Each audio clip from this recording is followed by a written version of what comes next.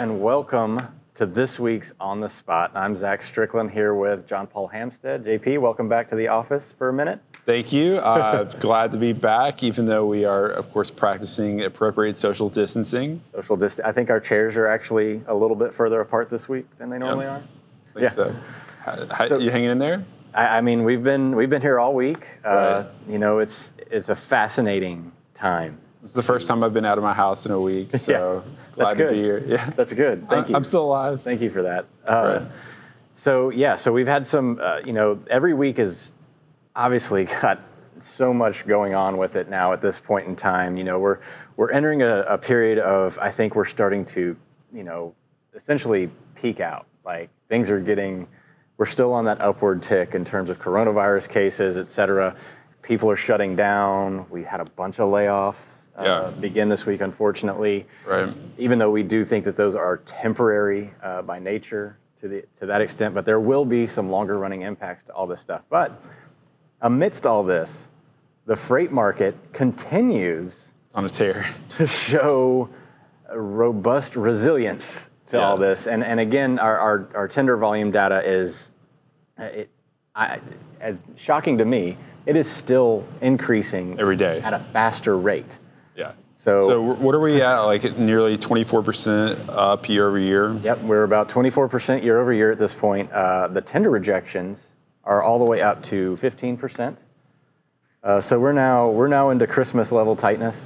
And it's sort of, take what you can get on the spot market, like everything, Yeah, but this one's a little bit different, whereas this is a consumer product-driven demand, and that's something to note because you have had the auto manufacturers shut down, a lot of industrial production, which was already struggling, but the fact that we're seeing this huge increase in freight volumes, largely driven by the consumer product end, has increased it even more, while these other industries and sectors have fallen off. So. Right. That just goes to show that we are in an extremely robust consumer product. In general, I mean, even though automotive is going to be really weak, obviously, just because of all the different supply chain issues, and those supply chains have to be sort of functioning like a well-oiled machine for auto production to be profitable, right, and to not be delayed and randomly shut down and on and off. So those factors are down, but. The rail data for industrial products looks normal seasonally. I just driving into work today, I noticed that active construction sites, I think those sorts of workplaces aren't being shut down. People that are in the open air, typically working, with decent amount of space in between them, sure. Things like that. All of that is still going on. But to your point, this volume rally is definitely being driven by refrigerated loads, food and beverage, CPG, and consumer staples. It's great. It was great news, I thought, that the FMCSA extended the hours of service waivers to include the raw materials that go into the products necessary for corona relief. So we'll get things like bulk grains that are going to food processing plants, things like kind of raw paper products, maybe moving from, say, Georgia Pacific to a toilet paper factory or something like that. All those are now included in the HOS exemptions, which I think is really positive and can keep sort of lubricating the supply chain. Yeah, I think it's also something that people are concerned about out there is the fact that, so far the truck drivers have not been impacted by this whatsoever. They're on the road rolling through things. We had the issue with the truck stops. There's the truck stops that, there's a little bit of confusion about that. Do you know what the most recent sort of decision in Pennsylvania was around those truck stops? I don't know Sorry, we should say rest areas, right? Yeah, well, the rest areas are open. It's the truck stops like the TAs and the pilots and things like that were shutting down because they were concerned about being flow-throughs for, spreading the virus. So they finally said, hey, you guys have to stay open 24 hours a day because these are the guys, these truck drivers are the ones that are out there moving this freight that we have to move it. And they simply cannot just drive for 24 hours to destination. Yeah. Okay, good. So we haven't seen, that supply side get impacted, in terms of drivers? We've heard, I mean, honestly, talking to brokers in my network, and then also there was a really good post on the Transplace blog by Frank McGuigan that kind of said that they are seeing some LTL carriers being hesitant to make deliveries in New York City, certain zip codes where there have been a lot of coronavirus infections. And when you think about LTL drivers, you think about getting in and out of the truck a lot per day. You think about inside deliveries and things like that. These are multi-stop loads. These are 12 to 15 stops a day guys that have to go in and out. The most exposed in the driver population. Exactly. So you're seeing a little bit of pushback from that side of the market. And to me, I wrote earlier this week about how the spot market was pricing in coronavirus infections. If you look at places like Seattle, San Francisco, LA, Elizabeth, New Jersey, or Newark, if you're a truckstop.com guy, even though those markets don't have like terrible volumes, prices going inbound are going up a lot. Really? Yeah, so like the brokers I was talking to are saying that like inbound West Coast is like horrific.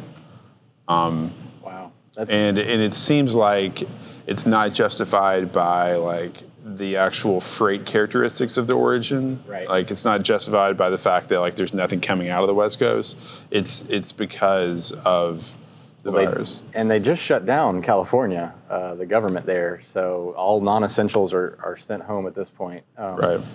But we have noticed something, to your point, though, that there is some early signs that the volume may not be, as robust in the near term because we're seeing volumes drop out of Los Angeles. Yeah. Los Angeles, Ontario, the two, the largest outbound freight center in the United States, if you combine those two markets. And, Well, I think part of the LA thing is also just the lack of like imports finally catching up to it. That's exactly right. But that's concerning in the way that we're maybe be running low on inventory in certain sectors, of course. Yeah. So if the inventory runs out there, I mean, we still have places like Atlanta, Dallas. The volumes are still on the rise. Chicago hasn't been as strong to respond. Not like a Harrisburg or Atlanta. Again, we're comparing like, white hot to just orange. So it's not like it's been dead there, but it has been, not quite as active as you would think, especially in Chicago. That one somewhat surprises me. So the question I have for you, Zach, is when do people, it's an interesting thought experiment to try to figure out when does the massive like food buying like slow down or stop? When does that like stop driving this volume rally? So, I mean, again, this is not an all food driven rally. The reefer loads didn't really take off until later in this cycle. This has been driven, majority of it's been driven by dry van freight. So it is largely consumer products and things like that are moving. Some of it's probably finagling in warehouses as this was just starting to hit. Well, although we should say that when we talk about like shelf-stable food, a lot of that can be dry van. It can be dry van, like macaroni and cheese, Kraft macaroni and cheese, one of the biggest staples, the pastas, of course, rice, all that can be dry van stuff. So there is a lot of that. But I think that we will see eventually people will have so much toilet paper, they will just not have room for it anymore. Now, does that mean that we're going to go through some form of, rubber band snap, when this happens all at once? I mean, in my mind, we need to account for, as long as this thing is on the rise, that's how long it's going to take for it to come back down. So right now we're in week 2.5 or so. The interesting thing about the food buying is that I think that even after the initial surge calms down, I think that like grocery store volumes are going to kind of reset at a much higher level than like normal for two reasons. One is that the average American eats 1 out of every 2 meals in a restaurant now. That's going to be like maybe 1 out of every 8, 1 out of every 9. Well, restaurants are effectively shut down for dining. Yeah. So say you include like takeout, and maybe you're eating 2 meals a day in takeout instead of almost 1 meal a day. So you're going to eat a lot more food in the house, and then if you're in a place where schools are shut down, you have kids in the house who, instead of eating at school, they're going to be eating at home. So you add that in. So I think that, like, obviously the restaurants are in a kind of a historic challenge right now, but grocery store volumes, even after the initial surge fades, are going to reset at a much higher level than a normal period. See, I think that's, I mean, you're going to lose all the commissary freight. Cisco just announced they had a huge layoff.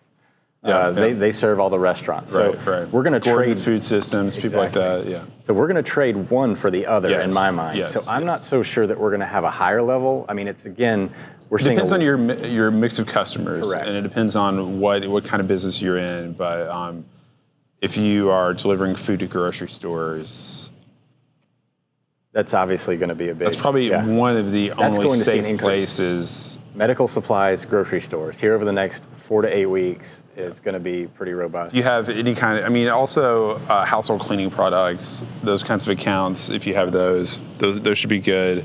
I wonder too about like outdoor hobbies, like as we get into like gardening season, and like if you move like all that seasonal freight, if they didn't get it in before Chinese New Year, it ain't here.